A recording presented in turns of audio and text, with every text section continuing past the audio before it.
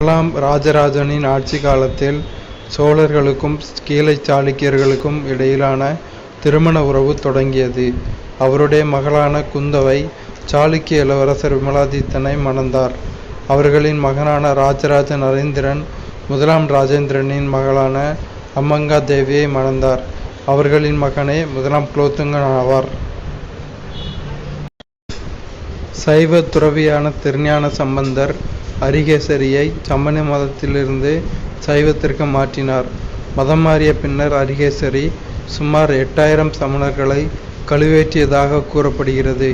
எண்ணிக்கை மிகைப்படுத்தி கூறப்பட்டிருப்பினும் சைவத்திற்கு மாறிய பின்னர் அரிகேசரியின் சமண எதிர்ப்பு போக்கு சந்தேகத்திற்கு இடமில்லாதது.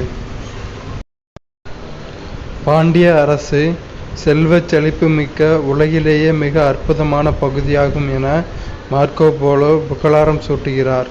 இலங்கையோடு சேர்ந்து உலகத்தில் காணப்படும் பெரும்பாலான மாணிக்க கற்களையும் முத்துக்களையும் உற்பத்தி செய்கிறது என மேலும் கூறுகிறார். தன்னுடைய பயண குறிப்புகளில் சதி எனும் உடன்கட்டை ஏறுதல் நிகழ்வுகளையும் அரசர்களின் பலதார மனத்தையும் பதிவு செய்துள்ளார். விரிவான அளவில் இக்காலத்தில் நடைபெற்ற குதிரை வணிகம் குறித்து வாசப் என்பவர் பதிவு செய்துள்ளார். 10,000க்கும் மேற்பட்ட குதிரைகள் காயலிலும் ஏனைய இந்திய துறைமுகங்களிலும் இறக்குமதியாயின. அவற்றில் 1400 குதிரைகள் ஜமாலுதீன் பொறுப்பில் இனப்பெருக்கம் செய்து வளர்த்து வந்த குதிரைகளாகும். ஒவ்வொரு குதிரையின் சராசரி விலை சொக்கத்தங்கத்தினாலான 200 தினார்களாகும் என அவர் எழுதுகிறார். சோழர்களும் பாண்டியர்களும் நன்கறியப்பட்ட தமிழ் முடியாட்சி மன்னர்கள் ஆவர்.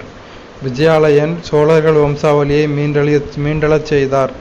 முதலாம் ராஜராஜன் முதலாம் ராஜேந்திரன் ஆகியோர் சிறப்பு வாய்ந்த சோழ அரசர்கள் ஆவர். உத்திரமேரூர் பொறிப்புகள் கிராம நிர்வாகம் குறித்த விவரங்களை வழங்குகின்றன. கடுங்கோன் பாண்டிய நாட்டு பகுதிகளை களப்பிரர்களிடமிருந்து மீட்டார். அரிகேசரி மாறவர்மன் பரந்தாக நெடுஞ்செழியன் ஆகியோர் அக்காலத்தின் மிகச்சிறந்த பாண்டிய அரசர்கள் ஆவர். பிற்கால பாண்டிய அரசின் தலைசிறந்த அரசர்கள் சடையவர்மன் சுந்தர பாண்டியன் மாறவர்மன் குலசேகரன் ஆகியோர் ஆவர். பாண்டியர் காலத்து கடல்சார் வாணிகம் மார்க்கோ போலோ வாசப் ஆகியோரால் புகழப்பட்டுள்ளது.